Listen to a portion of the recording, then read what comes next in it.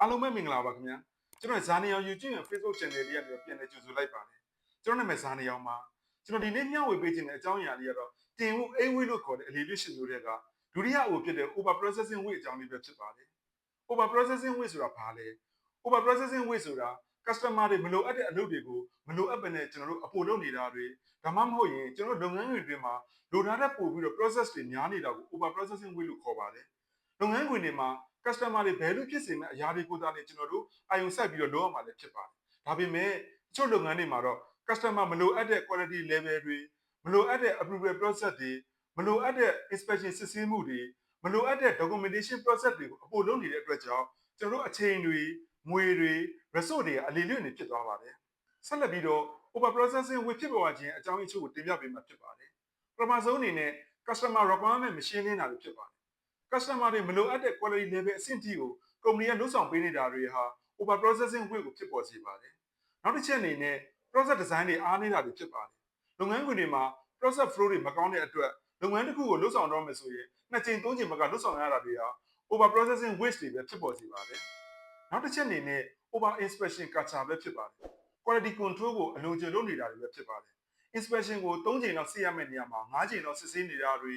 နောက်တစ်ချက်အနေနဲ့ SOP တွေ update မဖြစ်နေတာတွေတိုးတက်လာတဲ့နည်းပညာခေတ်မှာနည်းပညာအကူအညီယူပြီးတော့လုပ်ငန်းတွေကိုအလွယ်တကူလုပ်ရမယ့်အစား process တွေကိုမပြောင်းသေးတာတွေက over processing weight ကိုဖြစ်ပေါ်စေပါတယ်ဒီချက်တွေကတော့ over processing weight ကိုဖြစ်ပေါ်စေတဲ့အကြောင်းရင်းအချို့ပဲဖြစ်ပါတယ်ဆက်လက်ပြီးတော့ over processing weight နဲ့ပတ်သက်ပြီးတော့ဥပမာအချို့ကိုတင်ပြပေးမှာဖြစ်ပါတယ် manufacturing လုပ်ငန်းတွေမှာဆိုလို့ရှိရင် double quality inspection process တွေပဲဖြစ်ပါတယ် process flow တွေမှာ production line ကနေမှ QC QC ကနေမှတစ်ဆင့် final QC final QC ကမှတစ်ဆင့် manager QC ဒီလိုမျိုး quality check တွေကိုမလိုအပ်ပဲနဲ့3-4ချိန်မှာကလွတ်ဆောင်နေတာပဲဖြစ်ပါတယ်တကယ်တမ်းဆိုလို့ရှိရင် production line ကနေပြီးတော့ QC ကနေမှတစ်ဆင့်ကျွန်တော်တို့ shipping လုပ်လိုက်လို့ဆိုလို့ရှိရင်ဒါတွေကလုံလောက်တဲ့ process တွေပဲဖြစ်ပါတယ် service industry တွေမှာလည်း over processing weight တွေရှိပါတယ်မလိုအပ်ပဲနဲ့ approval အဆင့်တွေကျွန်တော်များနေတာပဲဖြစ်ပါတယ်ဥပမာအဖြစ်ပစ္စည်းတစ်ခုဝယ်တော့မယ်ဆိုလို့ရှိရင် stock ကနေပြီးတော့ supervisor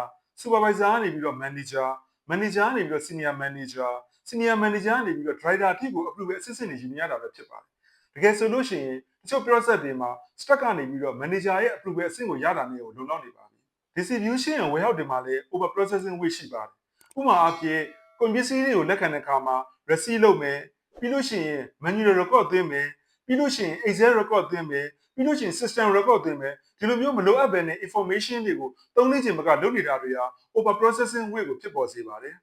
over processing weight ကကျွန်တော်တို့ကုမ္ပဏီရဲ့ performance ကိုထိခိုက်စေနိုင်ပါတယ်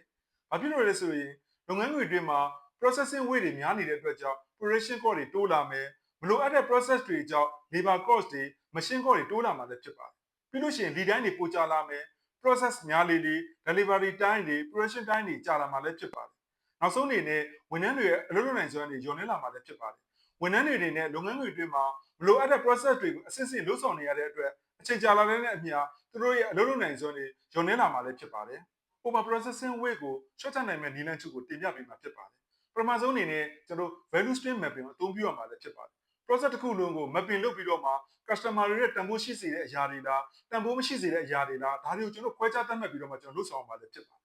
နောက်တစ်ချက်အနေနဲ့ကျွန်တော် SOP တွေကို update လုပ်ရမှာလည်းဖြစ်ပါတယ်ကျွန်တော်တို့ရဲ့ flow တွေကို regular review တွေကျွန်တော်လုပ်ဆောင်ရမှာလည်းဖြစ်ပါတယ်ဒီပညာအကူအညီယူပြီးတော့မှ SOP တွေကိုကျွန်တော် update လုပ်ရမှာလည်းဖြစ်ပါတယ် manual record တွေကို digital system ကိုပြောင်းလဲပြီးတော့လုပ်ဆောင်ရမှာလည်းဖြစ်ပါတယ်နောက်ဆုံးတစ်ချက်အနေနဲ့ customer တွေရဲ့ requirement ကိုကျွန်တော်ညှိရမှာလည်းဖြစ်ပါတယ် production line ကထုတ်ပေးနိုင်တဲ့ quality level ကိုကျွန်တော်ကြည့်ပြီးတော့မှ customer တွေရဲ့လိုအပ်တဲ့ quality level နဲ့ညှိပြီးတော့မှ match ဖြစ်အောင်ကျွန်တော်လုပ်ဆောင်ပေးရမှာလည်းဖြစ်ပါတယ်ဒီချက်တွေကတော့ over processing ကိုရှော့ချနိုင်မဲ့နည်းလမ်းအချို့ပဲဖြစ်ပါတယ်ကျွန်တော်ဒီနေ့ဗီဒီယိုလေးမှာတော့ over processing weight ဆိုတာဘာလဲ over processing weight ကိုဖြစ်ပေါ်စေတဲ့အကြောင်းအရာတွေရဲ့ဥပမာအချို့နဲ့ over processing weight ကိုရှော့ချနိုင်မဲ့နည်းလမ်းတွေကိုကျွန်တော်တင်ပြပေးပြီးဖြစ်ပါတယ်ကျွန်တော်နောက်ဗီဒီယိုတွေမှာလည်းကြန့်ရှိနေသေးတဲ့ weight အကြောင်းတွေရဲ့လူကြီးမင်းတို့လုပ်ငန်းဝင်တိုးတက်ရေးအတွက်အထောက်အကူဖြစ်စေမဲ့ဗီဒီယိုတွေရဲ့ဆက်လက်တင်ပြပေးမှာဖြစ်တဲ့အတွက်ကျွန်တော် channel လေးကိုစောင့်မျှော်ကြည့်ရှုအားပေးဖို့ဖိတ်ခေါ်ပါရစေအားလုံးကိုကျေးဇူးတင်ပါတယ်